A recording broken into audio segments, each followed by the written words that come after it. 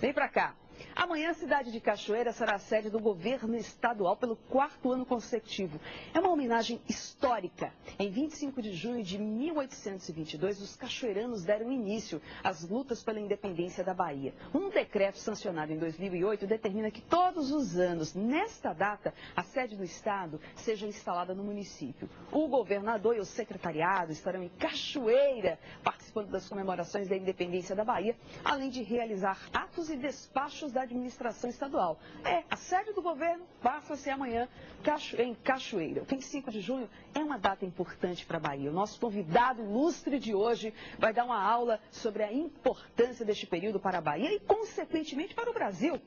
O Bahia no Ar recebe hoje, neste feriado de sexta-feira, olha que importância minha hoje, o historiador, diretor da Fundação Pedro Calmon, o doutor Ubiratã Castro. Que prazer imenso nesta sexta-feira. Que bom que não viajou, que bom que pode hoje dar uma aula de história para a gente. É importante, né? Os baianinhos precisam saber da importância. Queria que o senhor contasse para a gente a importância desse 25 de junho lá em Cachoeira, no Recôncavo Baiano.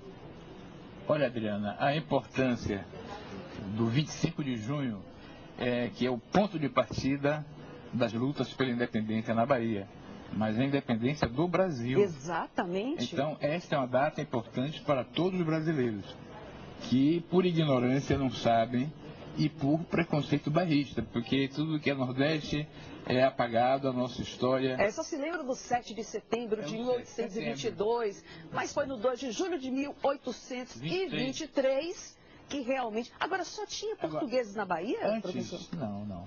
Vamos marcar bem. 25 de junho em Cachoeira é quando a Câmara de Cachoeira e o povo de Cachoeira proclamam a sua independência em relação ao governo de Salvador, que era ocupado por um general português, rompem com Portugal e proclamam, de fato, a independência do Brasil. Então, o primeiro governo independente do Brasil não foi em 7 de setembro com Pedro I, foi antes, em 25 de junho, quando se criou a Junta Governativa da Bahia, formada pelas câmaras municipais do Recôncavo, São Francisco do Conde, Santo Amaro, Cachoeira, Maragogipe e depois as outras. Olha só, então, né? Esse foi o primeiro governo brasileiro. Cidades pequenas do nosso Recôncavo Baiano e que representam e que têm uma representação extremamente importante para a independência do país. E eu perguntava ao senhor, né, como é que só tinha portugueses realmente na Bahia? Só que não. E por que... Olha, Salvador, a Bahia era a área mais rica da colônia brasileira. Exato. Do chamado Reino Unido. O Brasil já tinha conquistado a posição de Reino Unido a Portugal e Algarves desde que Dom João VI veio para o Brasil, em 1808, com a família portuguesa. E a capital do Império Português passou a ser Rio de Janeiro. Exato. Então se constituiu um Reino Unido Brasil-Portugal. Como depois veio ser Reino Unido Inglaterra, com o País de Gales, com a Escócia. Enfim. Então, quando teve uma revolução em Portugal, a Revolução do Porto em 1120, aí uma extrema direita portuguesa nacionalista começou a hostilizar o Brasil para recolonizar o Brasil. Depois de roubarem tudo, né? Para que não vamos falar roubar, né? Vamos falar. Depois de levar tudo para a Europa, todas as riquezas. Em 1808, o Brasil, aqui na Bahia, conseguiu a abertura dos portos para o comércio internacional, começou a constituir escola de medicina, enfim, tem instituições de um país independente. Então, o que é esse regime das chamadas cortes, que era a Assembleia Constituinte, queria era que o Brasil voltasse a ser uma feitoria só para produzir dinheiro para... não tivesse independência. Salvar Portugal, que estava devastado pelas guerras na Europa. Então, o conflito todo é esse, quer dizer, os portugueses mandaram uma tropa para a Bahia, a Legião Lusitana, então, comandada por um general que era radical, que era o Luiz Inácio Madeira de Melo, para fazer da Bahia um enclave no meio do Brasil e impedir a independência. Então mandaram 5 mil soldados para cá, era muita artilharia gente. E tudo, e soldados treinados lá na guerra contra Napoleão. Então uma tropa aguerrida, feroz. Isso em 1821 que já vem essa tropa. Em 22, Madeira de Melo vence as tropas brasileiras que tinham em Salvador, que era a tropa do Forte de São Pedro, que era artilharia, e a infantaria, que eram os caçadores que estavam onde hoje está o quartel-general. Então dispersam as tropas brasileiras, ocupam Salvador e proclamam essa ditadura portuguesa. Então o Recôncavo, a partir de Cachoeira, reage.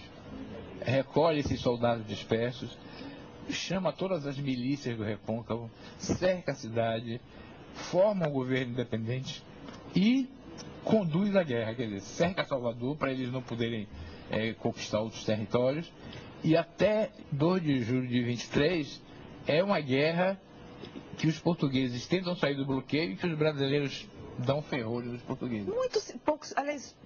Pouco se fala sobre quantas pessoas morreram nessa luta pela independência na Bahia. Milhares de pessoas que morreram em várias batalhas importantes, no mar e em terra. Em terra, a principal batalha foi em novembro de 22, foi a Batalha de Pirajá. Onde os brasileiros, mesmo em minoria, venceram os portugueses que fizeram uma operação parecendo aquela da Segunda Guerra Mundial dos americanos, do desembarque. Eles desembarcaram em lanchas, em plataforma, ali embaixo do Cabrito, subiram a ladeira para pegar os brasileiros que estavam fortificados em cima, em Pirajá. Creio eu que eram pequenas embarcações, nada muito... Não, era lancha, porque é para desembarque mesmo, lancha. Eles saíram dos navios grandes, pararam na lancha, desembarcaram e subiram. E aí os brasileiros resistiram em Pirajá, fechando a estrada, não deixaram eles tomar Pirajá. Mas morreu muita gente ali. Também várias outras batalhas em Brotas, em Itapuã, né? Porque os brasileiros cercaram tudo. Itapuã não tinha nada, era só... Era mato. Mato, praia. Foi a briga no mato, onde se destacou a nossa maior heroína, Maria Quitéria de Jesus. Aliás, vamos falar desses personagens, gente. Olha, eu tô super aqui emocionada de estar recebendo uma pessoa extremamente importante nesse cenário da história da Bahia, porque ele sabe tudo, gente. O doutor Bratan sabe tudo sobre a história da Bahia. Vamos falar sobre os personagens. Só falou agora de 2, pelo menos, mas tem o caboclo, a cabocla, Maria Quitéria, que vestiu a farda do exército e lutou pela independência do Brasil. A gente vai repetir, a gente comemora a independência da Bahia, mas toda a independência do Brasil, o brigadeiro Inácio Luiz Madeira de Mello, o general Pedro Labatu, como Labati, né? A gente chama de Labatu. Aí ficou Labati, Labatu, o coronel José Joaquim de Lima e Silva. Estes personagens da independência, da luta pela independência na Bahia. Esses personagens dos grandes comandantes. Eles estiveram o tempo inteiro na luta? Do lado português era o brigadeiro... Inácio Luiz Inácio Madeira de Mello, né? Que era o comandante da Legião Lusitana, que era um patriota português, mas ele era radical e era de extrema direita. Então ele era uma espécie de um Napoleão, né? Ele queria levantar Portugal e botar o Brasil lá embaixo. Do nosso lado nós tivemos também grandes comandantes. O general Pedro Labatu, meu velho professor Calazans, ensinou que a gente deve chamar como o povo chamava na época. E chamava Labatu. E chamava Labatu, não era Labati, não. Porque a pronúncia lá no jeito francesa é Labati. Mas ele dizia, olha, eu tenho prova, há uma quadrinha que se cantava na época da independência, que era assim: fecha a porta, lá vem Labatu, com tropa de negro parece urubu. Aí dizia meu professor, se chamassem ele Labati, tinham que falar também que era urubi. E ninguém chamava. Era Labatu, ele foi um oficial francês de Napoleão, depois da derrota circulou pelas Américas, teve no Haiti, na Venezuela, foi comandante de Bolívar. E era maçom. Então, através da maçonaria, Bonifácio trouxe ele para o Brasil para comandar a primeira tropa do exército brasileiro, com bandeira brasileira, a partir do 7 de setembro. Então ele veio e foi o homem que se destacou, entre outras coisas, foi a primeira proposta de libertação de escravos. Ele lançou ao comunicado, olha só a importância, que todo negro que entrasse na tropa para defender o Brasil ganhava liberdade. Aí ele formou um grande exército. O outro, também o comandante do batalhão do Imperador, que era o José Alves de Lima e Silva, que era tio do Duque de Caxias, Luiz Alves de Lima e Silva, que menino lutou na Bahia. O banho de fogo dele, o batismo de fogo do Duque de Caxias foi na Bahia, como tambor, aquele menino que vai na frente tocando tambor, do batalhão do Imperador.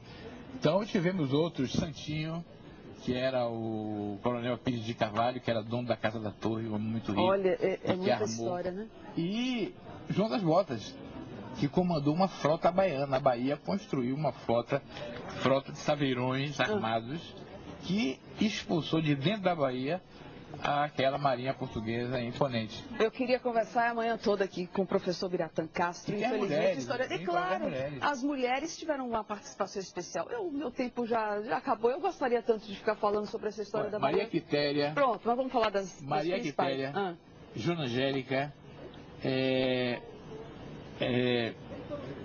como chama? As caretas do Mingau de Salbara, que é uma história bonita. E também a heroína negra de Taparica. Né? E as mulheres tiveram Maria papel... Filipa. As mulheres tiveram realmente um papel extremamente importante. Eu agradeço. Amanhã, então, 25 de junho, Cachoeira, todos a Cachoeira, né, para se divertir, todos a Cachoeira, que amanhã a capital do... comerciais posso fazer? Pode. Cachoeira, o governo do estado se transfere para lá. A nossa Fundação Pedro Comum estará em Cachoeira com o saque móvel, onde a gente fará exposições, dará aulas, distribuirá livros, e nós acompanharemos daqui até o dia 10 de julho em todas as cidades que participaram da guerra com o saque móvel, prestando serviço à população. É só o início das comemorações do 2 de julho. 1º de julho, o governo do estado criou a medalha 2 de julho, uma comenda, que vai agraciar a Associação Comercial da Bahia, 200 anos de existência, a ABI, a Associação Baiana de Imprensa, 200 anos de imprensa, Instituto Geográfico Histórico, a Irmandade da Boa Morte, o professor, os meus dois professores, o professor Cid Teixeira e o professor Luiz Henrique Dias Tavares, no dia 1º. E teremos uma missa que a Fundação Pedro Comum e a Arquidiocese realizará no dia 1º, às 6 da tarde, no Convento da Lapa, em homenagem à Sora Joana Angélica. Obrigada, querido, mais uma vez pelas importantes informações sobre a história da Bahia, coisa que a gente precisa saber desde pequeno mesmo. Obrigada, viu, professor?